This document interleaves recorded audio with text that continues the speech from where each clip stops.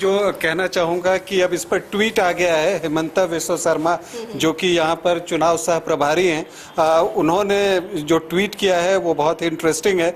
वो लिखते हैं, the removal of a senior tribal leader from the post of chief minister in Jharkhand by the JMM and Congress party is deeply distressing. I am certain that the people of Jharkhand will strongly condemn this action and firmly reject it. तो एक बात ये हम चर्चा भी कर रहे थे कि अगर चंपाई सोरेन को हटाया जाता है तो ये एक बीजेपी के लिए बड़ा मुद्दा होगा, क्योंकि एक ट्राइबल फेस को आप हटा रहे हैं, परिवारवाद की राजनीति को लेकर फिर से बीजेपी हावी होगी। जी हाँ, और इस बात को उन्होंने क्लियर किया है कि एक सीनियर ट्राइबल लीडर को जिस तरह से हटाया जा रहा है जेएमएम और कांग्रेस के द्वारा, तो ये चीज को अच्छे ढंग से जो है जनता नहीं लेगी। और उन्होंने इस चीज को आगे बढ़ाते हुए ये भी लिखा कि जो झारखंड के लोग हैं वो इसे स्ट्रांगली कंडेम करेंगे और इसे रिजेक्ट करेंगे। तो अब इस पर राजनीति भी जो है वो शुरू होने जा रही है। बिल्कुल, और देखना होगा इसका विधानसभा चुनाव में क्या असर पड़ता है और किस तरह बीजेपी इसे लेती है, और जेएमएम और कांग्रेस कैसे ये जो आरोप लगेगा ये इस पर किस तरह से एक्ट करते हैं विधानसभा चुनाव। राजनीति खूब जमकर होगी, बीजेपी को एक बड़ा मुद्दा मिल जाएगा, क्योंकि चंपाई सोरेन बड़े ही दिग्गज नेताओं में शुमार किए जाते हैं। और अब हाँ, ये भी एक नई जानकारी आई है कि देखिए चंपाई सोरेन अब चूंकि मंत्री नहीं बन सकते हैं क्योंकि वो मुख्यमंत्री रह चुके हैं, तो एक समन्वय समिति बनाया जा रहा है जिसके वो अध्यक्ष होंगे। इसके अलावा कार्यकारी अध्यक्ष जेएमएम के बनने की भी बातें सामने आ रही थी।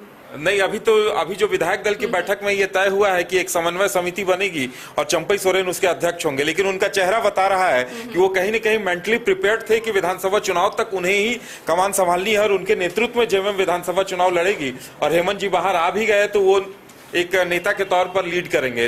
उनका चेहरा उड़ा हुआ है और इससे समझा जा सकता है कि किसी को भी सत्ता चली जाए तो किसी को भी रास नहीं आता।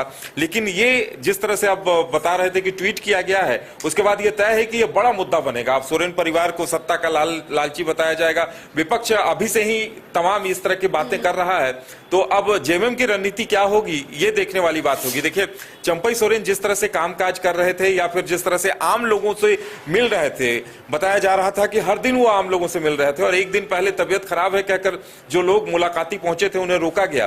तो चंपाई सोरेन की एक बेहतर छवि उभरी थी और वो लोगों को एक मैसेज देने में सफल रहे थे। और ऐसे में फिर से चेहरा बदला जाना, कितना फर्क इसका पड़ेगा, विपक्ष से कहां तक मुद्दा बना पाएगी, ये एक अहम बात होगी। बिल्कुल, और ये विधानसभा चुनाव प्रचार के दौरान ही नजर आएगा, उसके परिणाम में भी नजर आएगा कि जो ये स्टेप लिया गया है इसका फल क्या निकल कर आता है। क्या ये जो स्टेप है 3-4 महीने जो कोशिश है सत्ताधारी पार्टी की कि हेमंत सोरेन फिर से एक नेता के रूप में उभरे, जब मुख्यमंत्री वो बनेंगे तो वो अपने कार्य को जनता के बीच लेकर जाएंगे, उसकी क्रेडिट लेंगे, और ये 3-4 महीने में उन्हें अपने आप को साबित करना होगा। और उनके नेतृत्व में ही इंडिया गठबंधन चुनाव में जाना चाहती है, इसलिए शायद ये परिवर्तन कराया जा रहा है। लेकिन जिस तरह बीजेपी अब हमलावर है, इसका रिजल्ट विधानसभा चुनाव में क्या मिलता है वो देखना भी काफी दिलचस्प होगा। आप अपडेट के लिए जुड़े रहिए न्यूज़ बाइस्कोप के साथ। आज रात भर आपको इससे जुड़ी हुई तमाम अपडेट मिलती रहेगी।